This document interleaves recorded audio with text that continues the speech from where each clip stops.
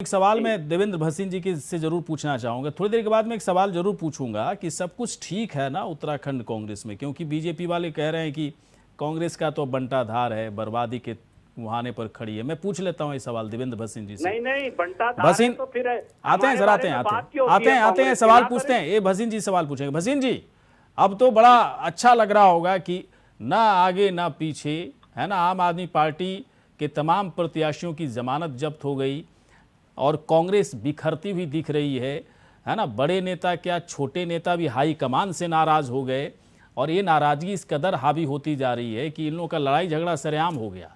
BJP के लिए तो पूरी तरह से एक्सप्रेसवे मिल चुका है उत्तराखंड में, जो चाहिए वो कीजिए। भसीन साहब जी गौरीशंकर जी, हमें इस बात की तो प्रसन्नता है कि उत्तराखंड हो चाहे पूरा देश हो, भारतीय जनता पार्टी की जो राष्ट्रवाद की और विकास की जो विचारधारा है उसकी स्वीकार्यता लगातार बढ़ रही है। और उत्तराखंड में भी हमने अभी चुनाव में भी देखा कि हमने सारे विथक तोड़ करके यहाँ पर अपनी सरकार को दोबारा स्थापित किया। जब तक कांग्रेस का सवाल है तो कांग्रेस तो केंद्र में भी बिखर रही है और उत्तराखंड में बिखर रही है। चुनाव से पहले जो कांग्रेस के अंदर हालात थे वो हमने आपने कई बार देखे, किस प्रकार से हरीश रावत जी और अन्य नेता थे, यहाँ तक कि केंद्रीय नेतृत्व तक को भी चुनौती दे दी गई। चुनाव के दौरान भी ये खींचतान नजर आई और चुनाव के बाद किस प्रकार से लोगों का पलायन हो रहा है, लोग जा रहे हैं और उसके साथ ही साथ जो बिखराव है और जिस प्रकार से 10 विधायकों का प्रसंग सामने आया, तो सारी बातें बता रही है कि उत्तराखंड के अंदर कांग्रेस का बिखराव और तेज हो गया। तो निश्चित तौर पर अभी दीप जी जो देव सिंह जी के बारे में कह रहे थे, तो मैं थोड़ा सोच रहा था कि दीप जी उनकी तारीफ कर रहे हैं कि उनके विपक्ष में बोल रहे हैं और एक कांग्रेस की अब रहने दिए, उस पर तो मैंने ले ही लिया उनसे, है ना, सवाल तो ले ही लिया उनसे। लेकिन अब पता मैं नहीं, ये कहना चाहता हूँ कि मैं इस बात को एक बिंदु पर ले जाकर के आगे बढ़ाऊंगा कि अभी कांग्रेस का तो बिखराव बढ़ रहा है, दूसरी ओर भारतीय जनता पार्टी का जो परिवार है, जो विचार है, उसका विस्तार लगातार हो रहा है। और चंपावत का चुनाव जो होने वाला है उसमें हमारे माननीय मुख्यमंत्री पुष्कर सिंह धामी जी का कैंडिडेट होना तो तय था और वो घोषणा भी हमने औपचारिक तौर पर कर दी।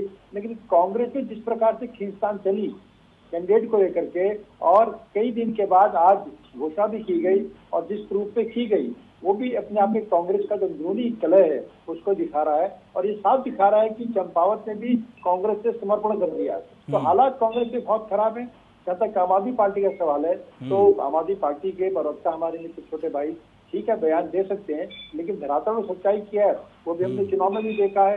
और अभी जो हाल के विधानसभा चुनाव हुए उसे पंजाब में ही कुछ वो कर पाए, लेकिन भारतीय जनता पार्टी ने 4 प्रदेश में उसकी सरकार थी, अपनी सरकार को रिपीट मतलब मानते हैं भसीन साहब, आप मान रहे हैं कि देखिए एक्सप्रेसवे पूरी तरह से उत्तराखंड में पॉलिटिकल एक्सप्रेसवे बीजेपी के लिए बन चुकी है।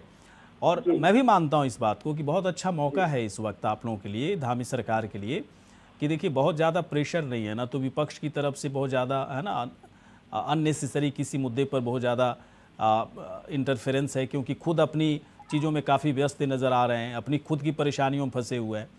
तो बेहतर काम कीजिए, ढंग से काम कीजिए, जो आप लोग का रोड मैप है 5 साल का उसे बेहतर करके दीजिए।